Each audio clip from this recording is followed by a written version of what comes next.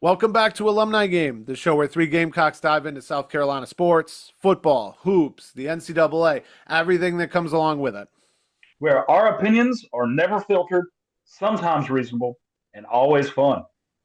That's right. You can check out all of those takes that we have on YouTube, Instagram, and wherever you listen to your podcasts. Don't forget to like, subscribe, follow us on all those platforms. Settle in, y'all, and let's get started with this week's episode of Alumni Game! Game!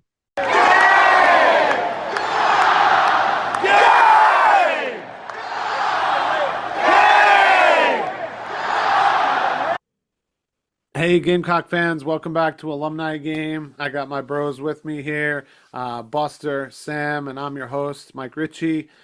We are talking football. You know, it's the spring, and spring has sprung, and we want to start unpacking this Gamecock schedule. Mainly going to focus on the SEC games, but this opener's good. And the way this schedule kind of breaks down now, we're going to do a three-parter here, so stay tuned in the coming weeks for parts 2 and 3 here of our schedule breakdown for the South Carolina Gamecocks. But we got our first third basically with 2 byes now, and the first 5 games. And guys, we're starting to break down games again. That's kind of awesome. Yeah, I'm loving it. I want to ask, because we had this idea of doing it, like doing the schedule over 2 episodes, but I think we're going to break up into thirds. And Buster, share with us why we're doing it into thirds up until the first bye week, because you came up with a really good idea. And Mike, you did too, and I kind of want to, this is the reason why we're doing 3. Yeah, please. Yeah. Well, first things first. This Friday, 7:30 is the Garnet and Black spring game. If you guys are in town, I know you two are not, but anybody out there in the listening world, all of our fans, if you're in town or can make it in town, please come out to the game, support your Gamecocks. It will not be televised. A lot of teams are not televising their spring game. In fact, I think A&M and Oklahoma are the only ones that are televising their spring game. And even some schools are not even having a spring game. Yeah. So if you want to see the Gamecocks and some of the new Gamecocks of the week, then you need to come out to Williams-Brice. It is free parking at Gamecock Park and in the kind of surrounding area.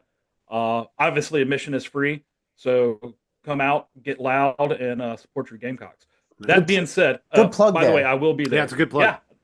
Well, I'm going to be there. So, any fans that want to come find me, just look for this ugly mug in the stands and, we can chit chat. Yeah, But no word yet always, if you're wearing a Scottish flag there when you're heading out there. But the thing to me about this schedule and why we kind of always look at it from a Gamecock standpoint and from a Gamecock Nation standpoint is the schedule is divided up in 3 sections. The first section is your opening opponent, and then I guess not a great how to put it, a team that we're supposed to beat. And then after that, we got a couple little games in there to start the SEC schedule. That's kind of the beginning. You're going to start, that starting point of the schedule is where you like, okay, what is our defense? What is our offense? All right, here are the things that need to be fine-tuned. This is going to get better over the season. You want to come out injury-free in that first part. But we set it up so then after that first bye week, we get to the heart, the meat, the main part of the schedule where all the tough teams are. We call it Cocktober for a reason, because that's where we need to play our 150% because we're going up against the Alabamas and the Ole Misses of the world. And then you finish out the last third, which after the second bye is a cupcake team here and there, another SEC game, and then finally the showdown with the team from the upstate. So that's why we break it up into 3 groups for 3 episodes. the younger fans, their version of Cocktober, they're not going to know this, but when we were all in school, remember at the end of October, you had the Orange Crush of Tennessee, Florida, and Clemson that would usually crush our season, right? Yeah. So and 2 of those teams aren't even on this anymore. So, and obviously just to update with that South Carolina was very on about always playing Clemson no matter what. That's here. Yep. That game matters and does affect things, so that's nice. We do plug in another SEC team the first game of the year, so we'll get there. So it's kind of nice that we play 2 games in another conference, and then the other 2 being in-state rivals. And we talked about that when we were prepping for this. That Buster told us how That's something that Steve Spurrier set up years ago, and we'll get Yeah. into that in a minute. But yeah, obviously focusing the most for now on the only game that you're currently really preparing for in any kind of earnest, the opening game of the year against Virginia Tech on what is to be considered a neutral field, which is going to be a lot of fun actually playing at Mercedes-Benz in Atlanta, where they play the SEC championship and some other games. That's going to be a fun atmosphere for some of the new players, some of the young players to kick off the season. And then let's get it out of the way real early. It's kind of the Beamer Bowl. I mean, look, our coach Beamer is not coaching against his father, but he is coaching against a program that his father, for all intents and purposes, built, and that's going to be a main storyline here. Obviously, you got to think that that Beamer Senior is going to attend this game and possibly even be called out or honored in that regard. Is he going to wear a vest or a shirt that's one half Virginia Tech and one half Gamecock? I would expect him more to like shave his head, like so he could have like a VT on one side, like an SC on the other side. That'd be kind of cool. No, I mean, look, if he even shows up at all, that will be cool. And just as a corollary, just another headline that's coming today. Lee Corso gonna hang it up for game day. He is gonna show up the first game of the year for game day, but he is 90 years old and has decided to retire. And God bless him, he's been a part of college football for my entire life. But in similar company with Beamer Senior here as a legend in college football. So just wanted to kind of throw that out there. I did have a chance to meet Lee Corso once at a barbecue restaurant in South Carolina, and he was a very amazing individual. Granted, that was about 20 years ago now, so he was about 70. Yeah. And if you guys have any notes on that, feel free. Lee Corso obviously being a legend. Yeah, it's fun watch. Every Saturday you tune in, especially when I was in college. Every Saturday you tune in to see what mascot he's going to wear on his head. So he kind of not so fast, my friend. Yeah, he kind of in a way he kind of built the current college football culture as we know it, right? Like just in a way he did do that with game day and everything there. Speaking of, any chance we get game day for Virginia Tech down in Atlanta? I don't think so, but what are the odds there? I don't really know too. The thing is with us, like there's got to be a marquee matchup for that first weekend for them. I would say this is a marquee matchup because this is SEC versus ACC. Yeah. We do have a history with Virginia Tech back when we were in the ACC. Actually, the last time we played them was in 1991, right before we joined the SEC in 92. So there is a history just beyond the idea that this is a Beamer Bowl. Well, it's not bowl season first game, but it's still Beamer Bowl. I'll call it that. Yeah. Beamer on Beamer. So, and it is in Atlanta at the Mercedes-Benz Stadium. So, there is a lot of stuff there. But I don't know, like game day, they kind of want to look at like their college football blue buds. Like if and they kind of want to be on a campus too. So I mean, unless they're really thinking of reporting from in stadium, which they could do here, and they want to be at a premier venue, which this is a premier venue, it could happen. I think, I'm not giving it huge odds. I would say like generously like 15% maybe chance. I'd have to look at the rest of the schedule and see what week one is. But there's also that sort of pre-week one sometimes where some teams play a week earlier. So you never know. This could pop. Yeah, but I get the sense with this Virginia Tech game coming up, I get the sense a little bit. It kind of reminds me of like those early Spurrier years when we had all this hype at the beginning, and then we ended up playing like NC State and Charlotte a few times or something like that. They're winning games 16-14. I kind of get. I hope it does. It's not that ugly, but I kind of get flashbacks of that with this. Yeah, no, I feel that. I think what I like about it is it's not North Carolina again. Yeah. And don't get me wrong. I mean, that was going good, and we'd play those games in Charlotte or wherever, and North Carolina's had some good teams and some great quarterbacks, but variety is the spice of life, right? If we're always ending the season with the ACC, and now we're opening, does it always have to be the same two teams? Do I have to see powder blue to start the year and puke orange to end the year? Like, I don't need that all the time. So I love that it's a little different. Virginia Tech and the Hokies have a great fan base. I think they're really going to show up for this game. It's not that far for South Carolina fans. And don't get me wrong, we want to be playing in this building a lot if we can. Yeah. So, let's bring it and hear the cheer on both sides of the stadium. But that being said, digging into this game exactly as I'm watching Virginia Tech highlights and now getting a little scared. Not scared, but just, they can be an impressive team. And we used to be in the ACC. The ACC is not as far off from the SEC as people want to think. Other than it being the Beamer Bowl and Dad's alma mater, the ACC does give us some fits sometimes. We are not necessarily used to playing in this stadium. What else? What else from Virginia Tech stands out for you guys? What could give us fits, or where do we have to whip up this squad to make sure we get the dub? I think their new offensive coordinator. I think that not saying like, oh man, this guy is the next Dan Lanning from Georgia under Kirby Smart, like good, but he did come over. Let me look it up because I think he came from Georgia. Let's see. I'll have to Dan find Lanning. it, but or yeah, Dan Lanning came from Georgia. Oh, dang.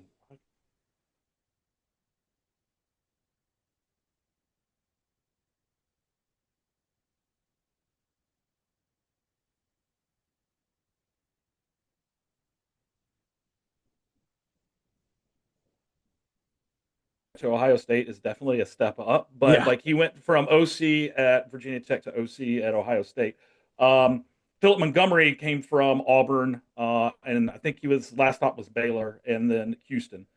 So if you look at those teams, maybe not Auburn as much, but between Baylor and Houston, you did see some high-powered offenses. And this guy is, he was brought in to bring um, that kind of high-powered offense. He was brought in to be a quarterback whisperer for Kyron Drones, and then obviously the backup at Virginia Tech. I don't think he's going to play against us unless they are getting blown out bad and they put in all their backups. But AJ Brand, QB from Irmo High School right here in Columbia, South Carolina Gatorade Player of the Year.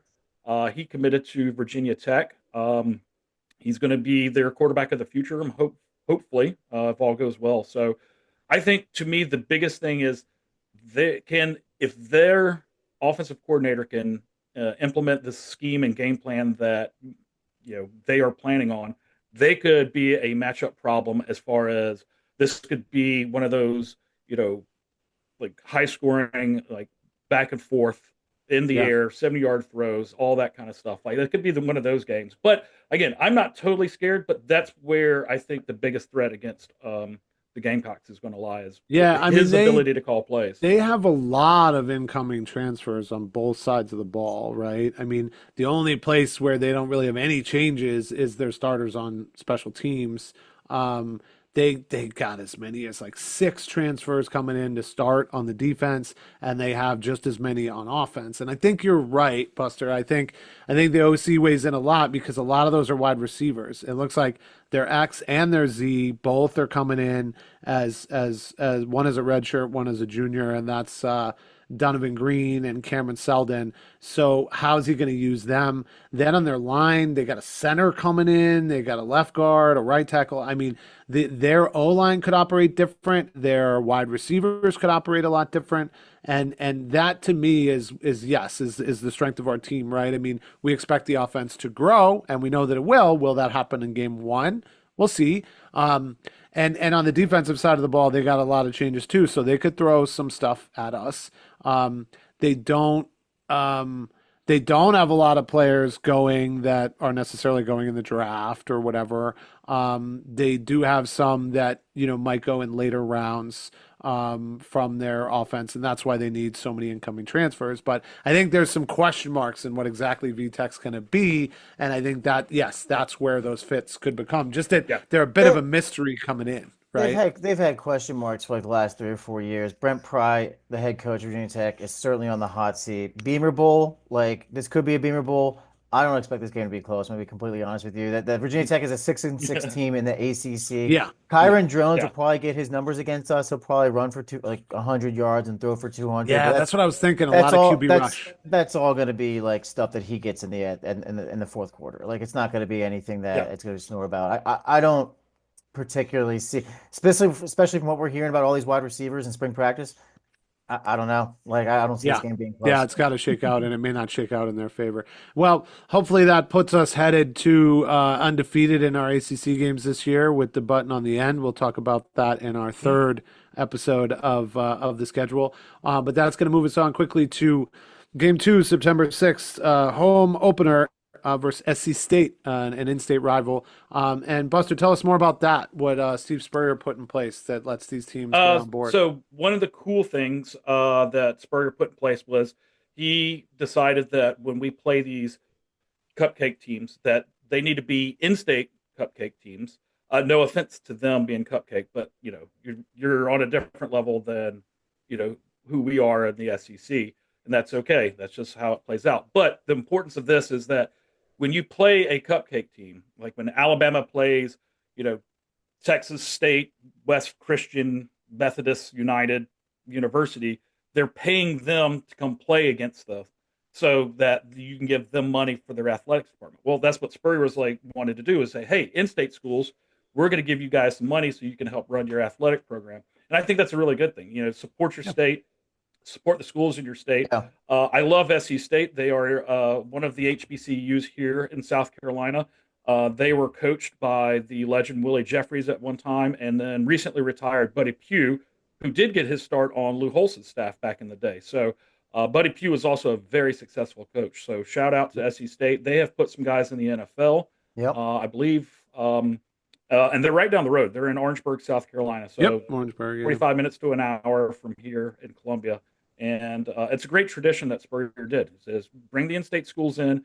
It's good practice for us, and they get a boatload of cash to support their program. Yeah.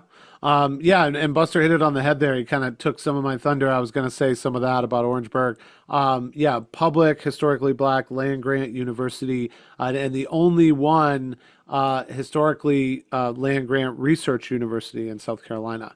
So that's pretty cool. And you know how I know their research? Because the grant that I work on in my day job, my 9 to 5, they receive research money from my grant, and I've worked with them. Oh, nice. So you're like Spurrier. Yeah. You're just like Yeah, Spurrier. so I've worked much. with them Golf over the clap. last 9 years, and I have seen some great research talent coming from the students and the undergrads there, and the faculty as well. So some of the only Bulldogs that we'll root for, Yeah. Shout out SC State research programs over there. Love to hear that. We always talk about football players and stuff like that, but we forget these young men are getting ready to be, human beings out in the world, and it's good to see colleges producing some really great research and continue to do their thing. Good shout out. I like that. SC State. Yeah, got to do it. You're gonna need some help on how to research how to beat the South Carolina Gamecocks on Saturday, September 6th. So whatever research they can do for that would be great. I don't think this is going to be. No. But I mean, look, and this will be a big game for them because as far as I'm seeing from their schedule last year, they didn't really play an SEC team or a big name team at all. I mean, they had some wins.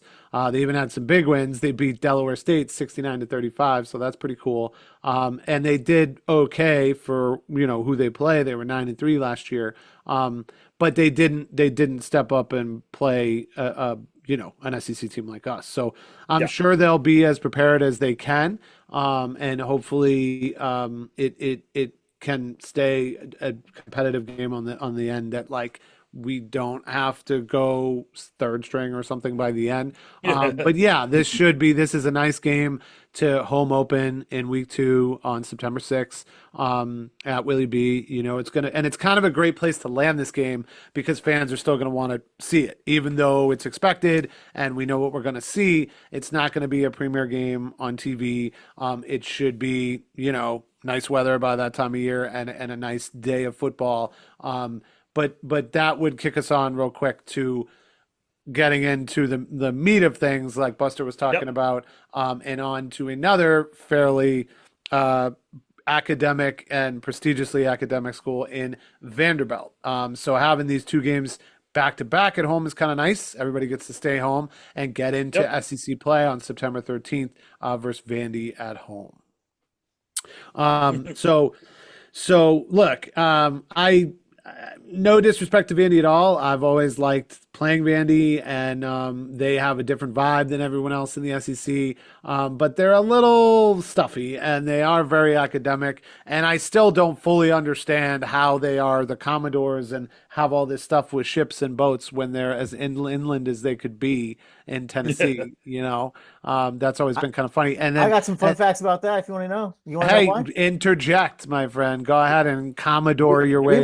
We might as well just talk about this because I don't think any of us think Vanderbilt's going to beat South Carolina at home. No chance, Yeah. right? So Maybe a spelling bee. oh, definitely. That's why Vanderbilt's in the SEC, baby. You got to bring that academia up, and thank you for doing that, Vanderbilt. They'll be wearing ties on the way in. Thank you for doing right? that. So Cornelius Vanderbilt, before he became known as he became known as the Commodore, he was actually his first business in the 1830s, 1820s, 1830s here in New York, between New Jersey, Staten Island, Manhattan, and Brooklyn, owned a fleet of ferry ships. And that's how he amassed his wealth, is that he had a fleet of ferry ships that go from, they were all different cities back then. So Brooklyn was a separate city from New York. So you go back and forth on the ferries, on the steamboat ferries. And he had a fleet of all these ferries, and so they called him the Commodore. Another true story, he used to not duel. His duels were just basically good old-fashioned fist fights with people. Oh, nice. Yeah. The Commodore was a badass. He was a badass, man. I mean, if you can't say it with a gun, say it with your fist. Hey man, he followed the policies of Teddy Roosevelt before Teddy Roosevelt was even born. Yeah. Listen, Pavia is probably the big story here for Vanderbilt. They want to make sure going to another bowl game. Maybe they finish 6-6. I'll be honest with you guys. I see us going 3-0 to start the season. Yeah.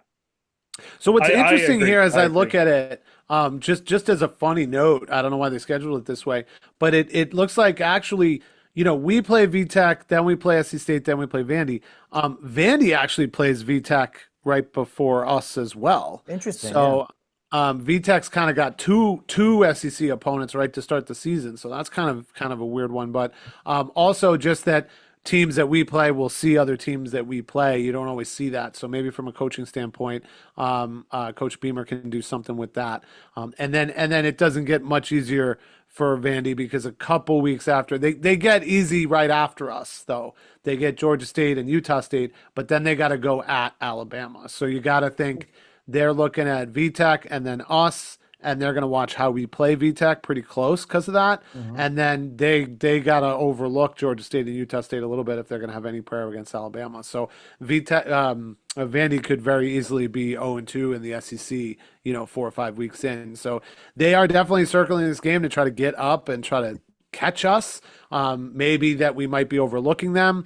And we'll get to that next game right honestly, after. Mike, we shouldn't overlook Vanderbilt in the sense of they still got Diego from last year. And if you remember, Diego, like what he was able to, now granted, towards the end of the season, because they used him so much and he was on the field so much and he got beat up so much, it wasn't sustainable. But right. Diego and the Commodores did beat Alabama last year. That was the massive upset everybody was talking about. It was 40-35. And, when we played them, Diego, got his yards, got his points, and he got his, he was able to bring it up more than Vanderbilt has ever done since probably Jay Cutler. So, and he's made his way up. I mean, from New Mexico State and kind of working his way into the SEC, and he definitely is a name. I mean, we've talked about it. He would have to have a mega year to be talking about getting drafted early or anything like that. But in terms of Vanderbilt standards, I mean, he's and don't let me butcher it, but Jay Cutler, right, was Jay Cuts. So I mean, those are big shoes, but it's still a big game because it's the SEC opener, right? And it's the SEC home opener, which is pretty cool too. So yeah, don't want to overlook it. But Diego's definitely the focus, and they'll bring in some new weapons for him, and they have brought in a couple new weapons for him.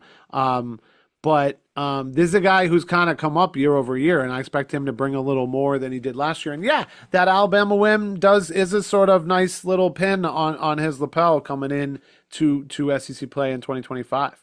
You know, Yeah, I mean, Alabama was number one at that point, so that was their first ever win against an AP number one team. So, and don't sleep on Clark Lee. I like him as a football coach. So, you never know what Vanderbilt can do. But like Sam said, like Mike believes, like I know we're going to come out with a dub, and we're going to go 3-0 for those first three games. and that's as unbiased as you get. You know what I'm Reasonable, saying? objective. Very reasonable, objective. So this leads us to 3-0 that we all think, right? And we got a big, big game next against Missouri there, Mike. Yeah.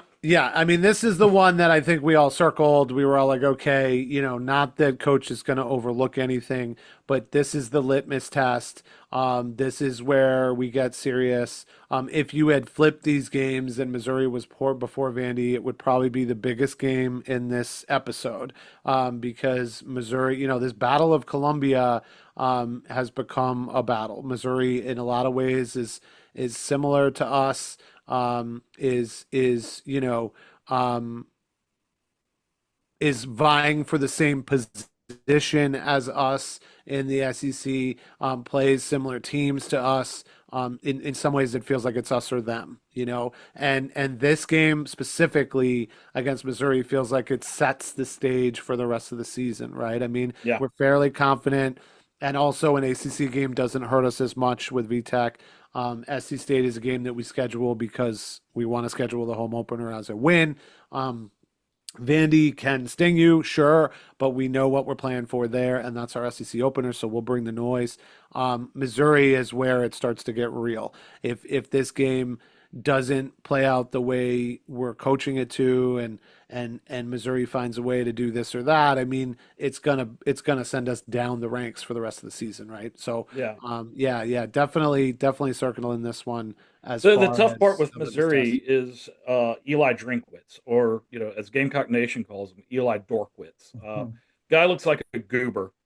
Came from App State, but as a goober, as much of a goober as he is, he's always had our number. He can coach Yeah. football, and outside of last year, and again, you got to think about it. Last year. Yeah, we beat them, but we beat them on an incredible last minute play by Rocket Sanders to get into the end zone. Right. Up until then, Luther Burden was running routes all over us, and we were struggling to contain their offensive abilities. So, Eli's got it. They don't have Luther Burden. I don't believe the quarterback is still there, but they have a really good defense. They reloaded on the back end with the safeties. Yeah, so I think Missouri's defense is what is going to give us the problems. Like Eli, he is a defensive-minded coach, so he knows how to coach that side of the ball and knows how to bring in the players, and he did. Like looking at what they have going into this year, they picked up a couple of transfers on the back end and the safety position. Daylon Carnell, I guess that's how you say Daylon Carnell. Then you have Mo Phillips and Santana Banner. Those guys were high quality freak athletes, and I think having that back in, that strong safety protection really can jeopardize and minimize what you can do in the passing game, and especially if what we want to do with Lenoris and open up a vertical passing game, that's a significant threat. Having high quality safety. Same thing. On the defensive end standpoint, they picked up two guys, both from Kirby Smart's defense down in Georgia. They picked up Damon Wilson and Darius Smith.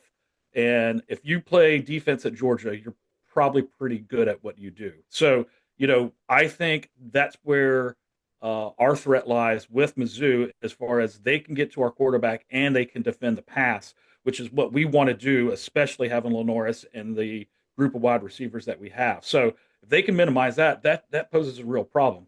However, I think this is the year for the Gamecocks. So I can still see this as a dub. I think it's going to be a very close win, closer than the experts think. Shout out to Lee Corso. But I could see us going 4-0 to start the season with the victory over Mizzou. This is the one game of this first five games that really I'm worried, just because it seems like you said at the top of your monologue there, Buster. Like he's just got the we just play Missouri just plays us tough every year. It's just like always a Hmm. battle, especially in that Columbia, Missouri. So it's gonna be this is gonna be the toughest game of the first five. Yeah, Yeah. yeah, yeah.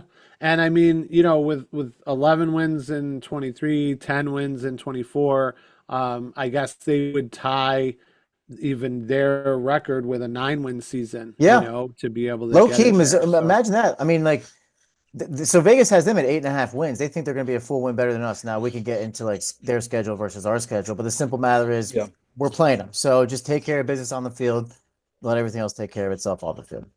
yeah, Yeah. yeah, yeah. I mean, but yeah, I mean, just don't get it twisted. This is just a bigger game for them, if not even a bigger game for them than Yeah, it this is is their for litmus us. test too. You're absolutely right. Like this is the litmus test for them, and it's a litmus test for us. Yeah. It's good.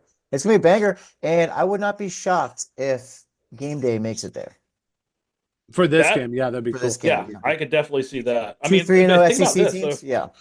when Missouri came into the league, that was during our heyday with Steve Spurrier. We won the SEC East in 2009. After that, we had Jadavian Clowney teams, Alshon Jeffrey, Stephon Gilmore, Devontae Holloman, Connor Shaw, and yet we Oh, didn't go back to the SEC East. Why? Because Missouri would always seem to spoil it for us. they're in And our way. so, Yeah. that's Missouri that it's one of those where you talk about SEC powers and Alabama's, and then you talk about like national powers, Ohio State's and Notre Dame's. People tend to forget that Mizzou is a strong football team, and they've shown it, and since they've joined the SEC. So yeah, I'm not putting anything past them, and I Yeah, think they're going to be a very, very strong opponent.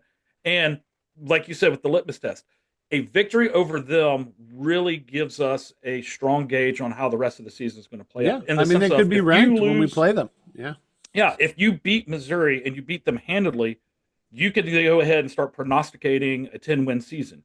If you yeah, lose close, then you're probably right around like you're going to have to play well against your Alabamas and Old Misses and A&Ms and stuff like that. But if you get smoked by Missouri, then everything about getting to that 7 wins, 7.5 wins that Vegas says becomes a question. Yeah. yeah, And so that's why I think this is a very important game. And I'm kind of glad it sits where it is. So we yeah, get our good tune-ups with SC Yeah. State and Vanderbilt and Virginia Tech, and then we get a bye week. We get Kentucky the next week, which we'll talk about here. But then we get a bye week before we go into the meat and potatoes of the schedule. yep, So I it sits like in a very good spot I for us. like where it's at too. It's way better here at game 4 than at game 9, right? Like it's so Yes, much yes, better at game 4 than game 9. I agree, yeah, yeah. Buster. I mean, you're easing in with ACC and basically non-conference. You open up the SEC with Vandy, should be able to handle that. You really get into some meat with a team that knows you, and you're going to play in a different Columbia and a team you really, really want to beat for a lot of reasons. And then a bit of a safety net in this next game with Kentucky, a team that is looking like, projected to be a 4-8 type team, is really steeped in a rebuild here and stooped in Stoops, right? And he needs to really pick himself up and show something here. I mean, I think we're basically all on that. Missouri is the game to go to. I mean, Kentucky's an important game because it is an SEC game.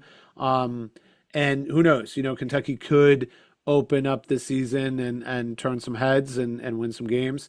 But Sam, you had an opinion about Kentucky and what they have to do in their own state, even aside from us. What were you talking yeah, about there? I mean, Rich Brooks have been there for a while, and they're kind of seeing some stagnation right now.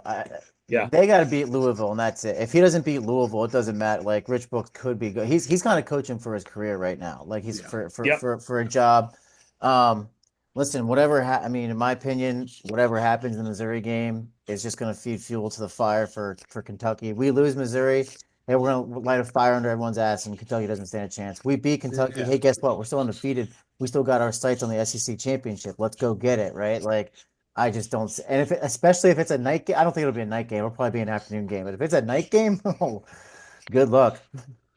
Yeah, I was actually I'm on a Kentucky page right now looking at Wildcat Blue Nation and at first I was like, what are they talking about here? They open up against Ole Miss at home, and they got them winning, and I'm like, okay, this is Homer Central. Yeah, Because they they're were worse 0 than and us, man. 4, 0 They're and worse 4 than at home us. against the SEC. But I get it. Maybe they could sting Ole Miss. Maybe Ole Miss ain't ready or They whatever. did beat Ole Miss last year, didn't they? Yeah, that's why I get that. Then they have Eastern Michigan. Okay, they should probably take that too. That's a place where they play hockey, not football. And then they're at us, right?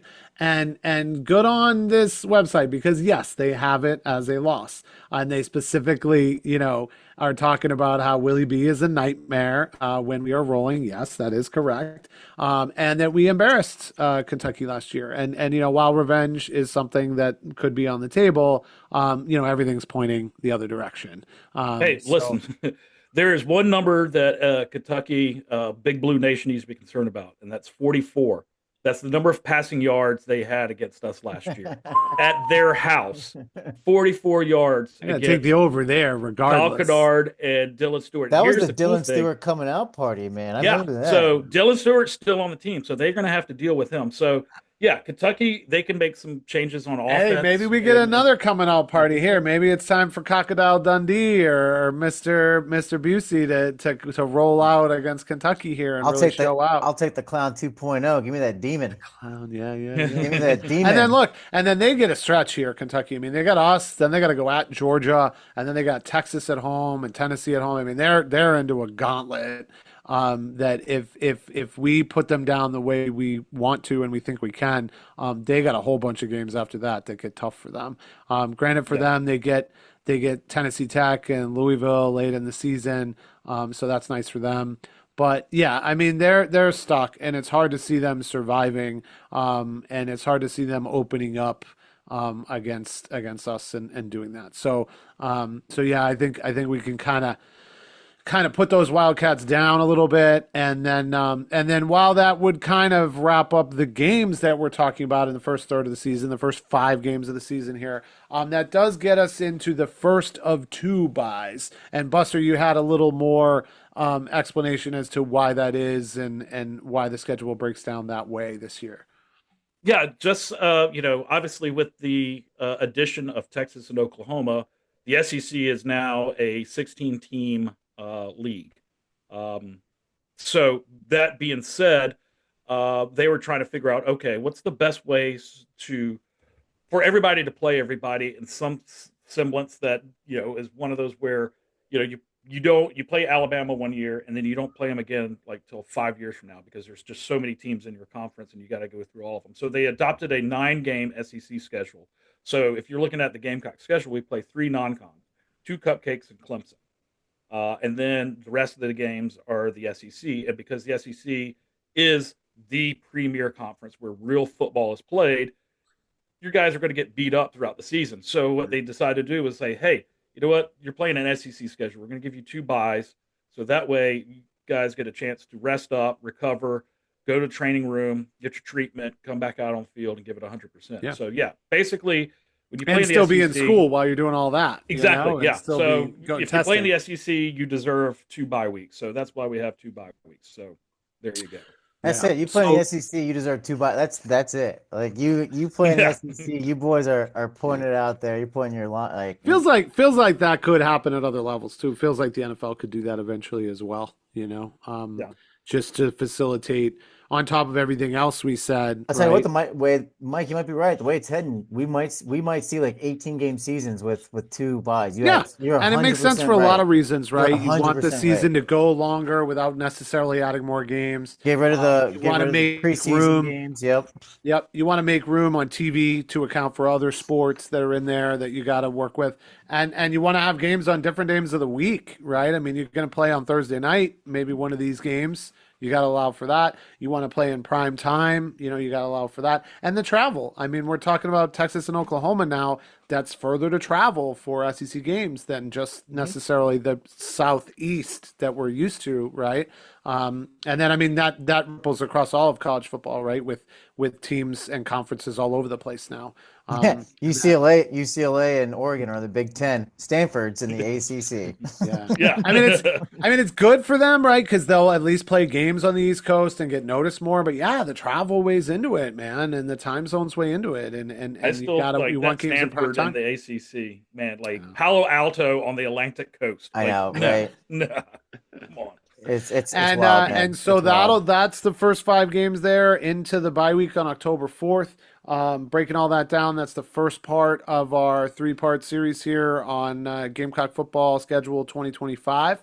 But guys, without any other further ado, I think that's gonna take us out with another great episode of. Wait. I have one more thing to say. Let's get it So in. all my listeners, all of our listeners that pay attention to the Gamecock of the Week segments that we do, those first 5 games, we're going to go 5-0. That's my unbiased, reasonable assumption. So reasonable. But the other And unbiased, unbiased. reasonable assumption is that you're going to see Brian Rowe, wide receiver that we picked up. You're going to see him play, potentially even start, based on some stuff we're hearing from the spring practice or spring camp. I would not be surprised if he's one of the 3 wide receivers that start beginning game 1. 2, we're going to see Gabriel Brownlow, Crocodile Dundee, make an appearance, possibly as a starter on that defensive line. I've also heard the Early, you same think, level Tech, of or the level of intel, and again, this is just kind of stuff and you'll know flying more in from on all Friday at the directions, spring I'll know game. more. Yep. But right now, on that 2 deep on the defensive line, you see Dindy showing out as one of the potential starters on the interior. So Nice. my Gamecock of the Week guys, Brian Rowe and Gabriel Brownlow, Crocodile Dundee, we're going to see those guys make an appearance starting Virginia Tech, and they're going to be instrumental for us going 5-0. I'm calling it right now. And Yep, you guys can view those episodes, Gamecock of the Week, and click it right above here. Link in the description. Drop us your comments too. Don't forget that. Yeah, check them out, guys. We got a bunch of new Gamecocks in there. We got the wide receivers, like you said. We got Busey, Dindy, Brian Rowe with the wide receivers, Jr. And we'll keep doing those. Let us know if there's any particular players you want to see that are new to the squad. People love that segment, man. We love that segment. We love it, but I people love that comment. segment. People love it, man. Our viewers, our Yeah. subscribers are digging those episodes. And actually, if they want to, if they have another person they want us to feature, if they go into the comments either on this one or any of those videos, if they put in a name, a Gamecock that's on the football roster right now, I will go in, do my research, talk to some people, and find out more, and we can even do a segment on that person. Yeah, so true. yes, I we love can it. make this interactive. We can have these people come in, put down a name, and then they're going to see that segment. Yeah, like Buster said, guys, let us know. Comment, like, subscribe if you like the content. Let us know what we're doing right, what we're doing wrong. And then I think that's going to go down as your first and best not so fast moment there, Buster, because I was pretty close. But yeah, we're having fun with this. We hope you guys are too. Let us know what we can do better and what you want to see. And we will get to the other 2 parts of this schedule in the next few weeks. We'll get some notes from Buster from the spring game. We get a lot more coming. So guys, now with no further ado, No more interruptions. Quality episode of Alumni Game. Cox. There we go, boys. Good job, gentlemen. Good job. Yeah!